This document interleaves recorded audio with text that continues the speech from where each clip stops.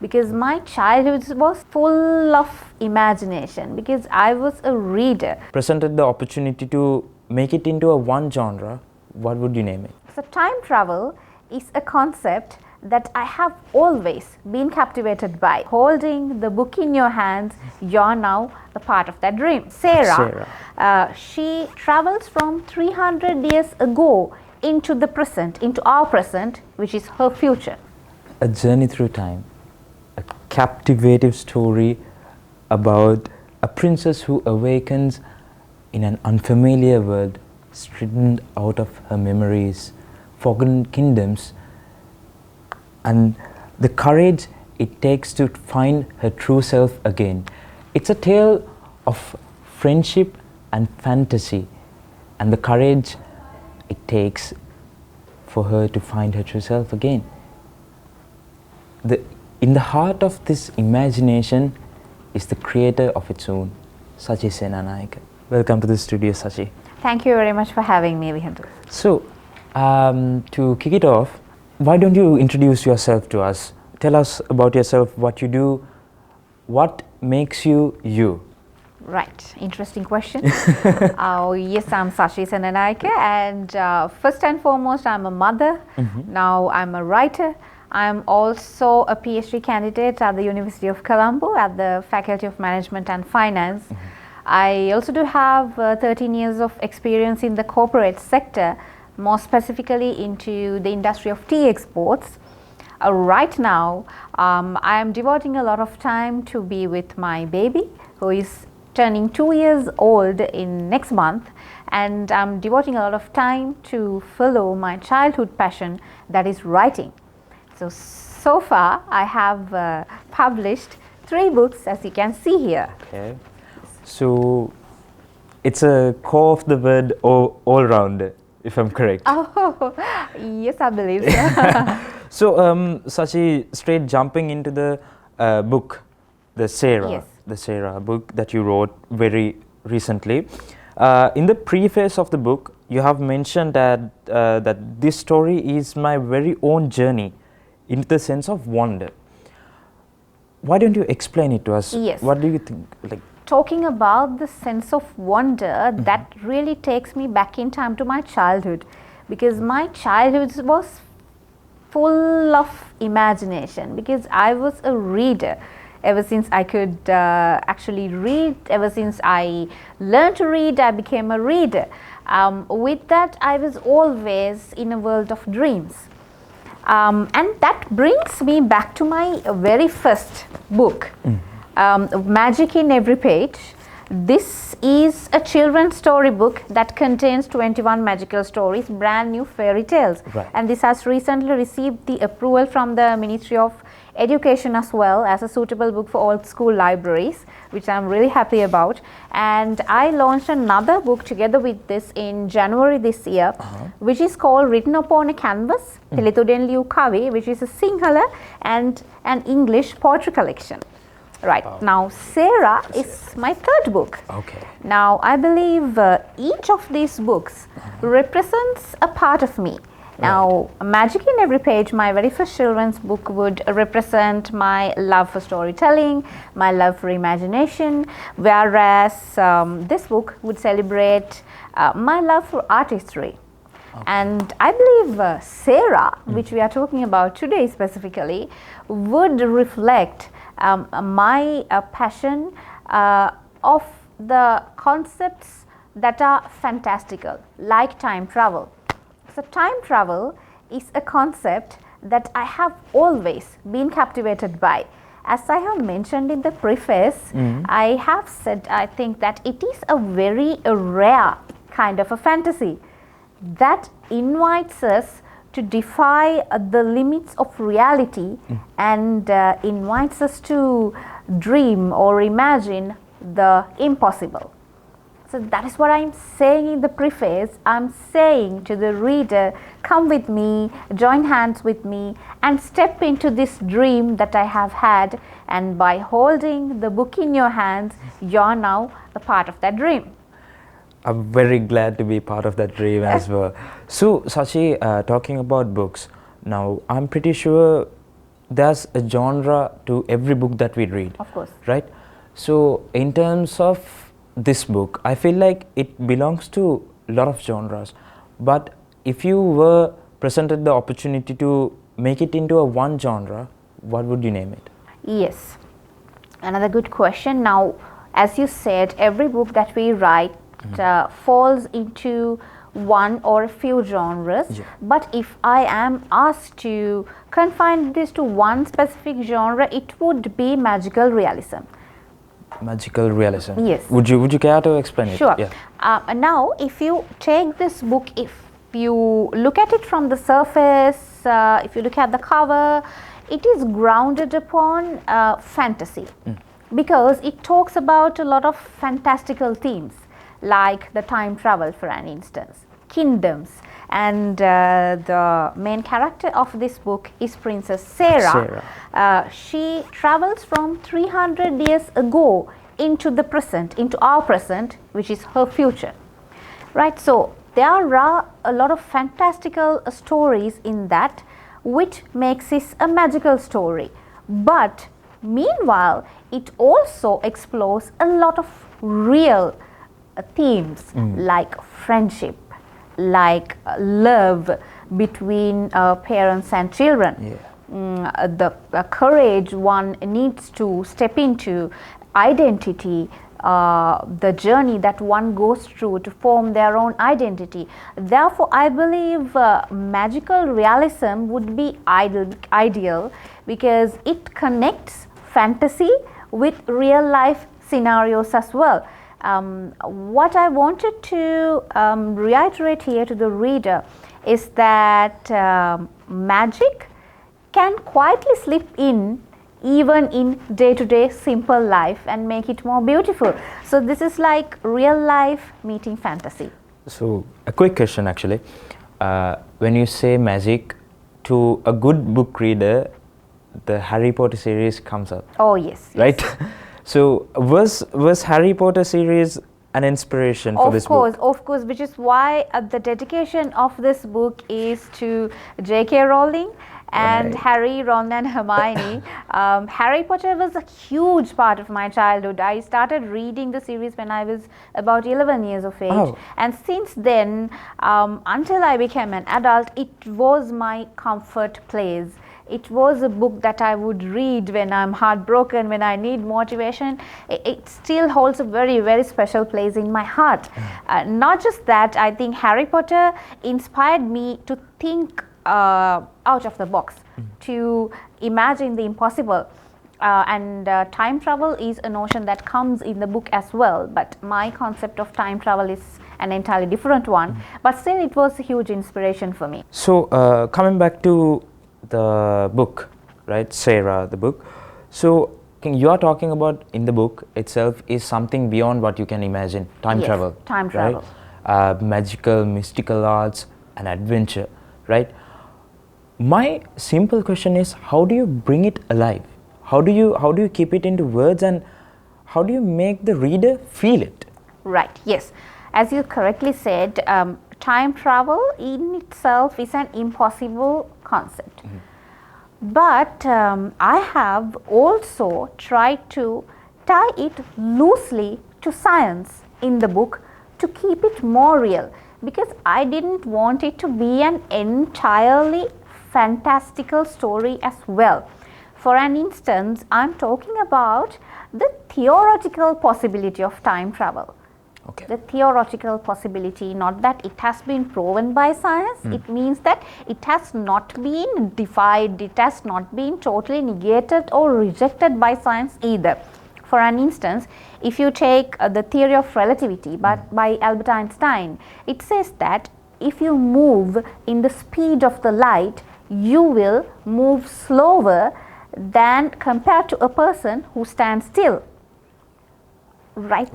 Right. Yes. Right. Which brings us to the concept of time dilation as well, which speaks of bending time, which speaks of how time can be bended theoretically, which says that, which can be stated, which can be articulated to say that time travel is totally not rejected by science. So here in my book, I am not bringing a scientific explanation for it, but what I am saying is that the concept of time travel is beyond science. Okay? Right. So this concept of time travel that I have created here is entirely new. I will simply say how it works in my book. So suppose that you take a moment in time and then freeze it. Imagine this moment. Right. We take this moment and freeze it and then seal it in a chamber where time doesn't move. Right? So it becomes an orb of eternity. In this book, that is what happens. So this is something that I have crafted after thinking for months. And in this book, in Princess SERA's kingdom, they do have the power to unlock that chamber and unfreeze that moment of eternity and travel through time. That is the concept that I have included in this book. Very interesting. I mean, I also took the liberty of reading the book, right? Of course. It made me wonder, what am I doing with my creativity? It's the book itself contains a lot of emotions and a lot of facts that we can talk about for hours, right? But jumping on to the next question, what I have is, so when we are reading a book, each and every book, we can take something out of course. A book, right? So in this book, what are you trying to give? What are the lessons that you're trying to give to the audience? Yes. So this is something that I'm very concerned about, because I do try to give a meaningful message through each of my books. When it comes specifically to SERA, I wanted not just to enhance creativity and imagination in children, but I want to instill or enhance emotional intelligence in them as well, because this is a quality that we see that's slipping away slowly in this digital first world. Yes. Therefore, I have incorporated some very human qualities like understanding each other, empathizing with each other, being kind to each other, being loyal. Through the portrayal of SERA, this is what I hope to transpire to the young readers. So if at least one child learns to become emotionally aware, kinder and more empathetic towards each other, I believe my mission is a success. Right. So when we are talking about the lessons towards the book, I feel like what you explained is more deep, right? So it's in an aspect, it's a deep conversation that we can go forth. Of course. But what in terms of the audience that you're targeting for this book, right? Have you reached out to them correctly? Have you reached out to them in a way that they can understand this, what you're talking about? Yes, I believe now this is what I imagined that they would gain from the book. Also, when talking about the audience that I have targeted, I imagine that this would be more suited for children who are above the age of 10, because it is slightly more complex than Magic in Every Page because of the time travel notion and all that. But I have been receiving a lot of love from readers across all ages, from children who are younger than 10 up to adults. They have been saying that SERA is an unforgettable story that they have read because the plot changes about the null concept and everything. So I am very privileged to receive that kind of love from readers. I think that is the biggest reward for an author. So from the responses that I have received, I believe that they have captured the message that I wanted to give. So they have received this book not just as a fantasy, but a wholesome book that talks about love, friendship and life lessons as well. Right. So talking about the responses, I also took the liberty to recommend this book to one of my friends. Okay. Right. So she also gave this magical response, how she couldn't even believe, she didn't even thought something like this.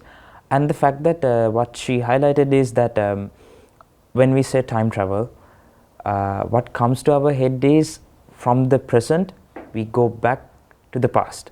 But this is something new. This is something from the past. She comes to the present, yes, yes. right? So it's really amazing how you have thought about this, right? And furthermore, now we talked about the responses, how you got the responses with regards to this book, right? So what are the aspirations that you had apart from Harry Potter, apart from J.K. Rowling's? What are the aspirations that you had with regards to writing this book? Yes, I think the numerous books that I have read from childhood has been a true inspiration for this. I read a lot of genres, classic, historical fiction, psychological thrillers, children's books and everything. So I think every book that I have read so far, every good book that I have read so far has played a part in crafting this story, because what I wanted to craft was something that is beyond comprehension for others. Like you said, like your friend has commented, I have read some books and thought to myself, oh my god, how did this person even come up with this story? So I have always wanted to create a story like that myself. So I believe with SERA I have been at least a little bit successful in doing that. So now after talking about the inspirations, why don't we talk about the future work? I'm pretty sure that as a author of 3 books already, right, which I'm pretty sure you are really proud of yourself. And what are the future work that you are looking forward to work on? Yes, and now since I'm at the very end of my PhD, I believe after that I will have a lot of time at my hand to work more on my books, which is my true calling in life, I believe. Yeah. So right now I'm working on 3 books, 3 novels. One is a Sinhala novel that I have started, I believe, in 2019, but that is a bit stagnated at the moment because I have lost the inspiration for it a bit. So I'm keeping it aside for the moment being until the inspiration comes back. But in the meanwhile, I'm working on 2 English novels. One is called Whispers of the Hills, which is a social fiction. It is entirely different from SERA, which is fantasy. History, Whispers of the Hills is a story about people living in the tea plantations. Because my PhD research was on tea plantations, I have had the opportunity to spend a lot of time with the people living in the plantations. So this book moves between the colonial Sri Lanka and the present Sri Lanka, and it talks about a very real story of the people that I have had the fortune to meet and talk with during my research of almost 4.5 years. So it talks about the lasting impact or the shadow of colonialism that still looms over the people in Sri Lanka, the plantation people in Sri Lanka, and how it's creating impact in their lives. So this is a true story. Although it is a fiction, this is a true story of people. With that, I hope to bring some empowerment to their lives. So this is one. The other one is a psychological thriller called Her Name is Rose. It is an entirely different one from all this. It is about obsessive love, different psychological dimensions, and motherhood. That is an entirely different story. I'm not going to go into detail because it's going to be a mystery. Yes, so that is what I'm working on right now. So what I got from you, the conversation that we had, is that you are writing books in every aspect, in psychological thriller, for kids, mystery, adventures, which is really good, which is really impressive. Thank you. And in terms of that, how to accomplish different stages of your life, I'm pretty sure that you have plenty of people behind you to support you, to cheer for you, right? So, and I'm pretty sure that you have that people who you are grateful for and thankful for forever, for the person who you are today, right? So let's talk about that Of as the course, last bit. Of course. I will first mention very few special people whom I'm thankful for when it comes to SERA specifically. First of all, Mrs. Samudrika de Silva, the owner of Samudra Publications, because she is the publisher of this book. Samudra is the publisher of this book, and she has been extremely supportive from beginning to end. She gave me the complete liberty to write the book the way I wanted, even to design the cover the way I wanted. So her support was incredible. And my dear friend Rushane Sosa, she offered to do the proofreading of this book. She was very generous. We were talking about the books, and the previous books I did the proofreading myself. So when we were talking about this, she said, why don't I would love to do it for you. So she was lovely, and I'm incredibly thankful to her as well.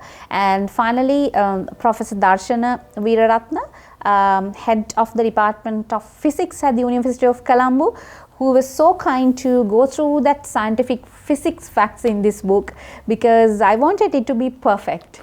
Flawless for the readers. So thankful to these three incredible people. And when I talk about life in general, there are a few people that I am thankful for. First of all, my daughter, who's the absolute love of my life, my Sanya. She makes me, she's the one who inspires me to become the best version of myself. So I'm eternally thankful to her for that.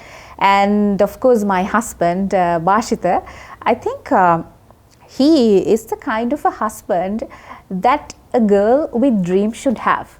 Because if not for him, I wouldn't be sitting here with you as an author, because writing was my childhood passion. But if not for him, I wouldn't be launched as a published author. So he has been truly supportive and selflessly motivating in my journey of becoming a writer. And of course, my parents, they made me who I am today, and they are also amazingly supportive, because I do have to do a lot of things with my time, and I also want to become a very good mother. So they help me immensely in taking the best care of my daughter, so that I can focus on my writing, my career, and my studies with a peaceful mind. So thank you so much for all of them, all my teachers, my school, Malidev Balika Vidyalaya Kurunegala. Thank you, and also thank you so much to Lake House Publication as well.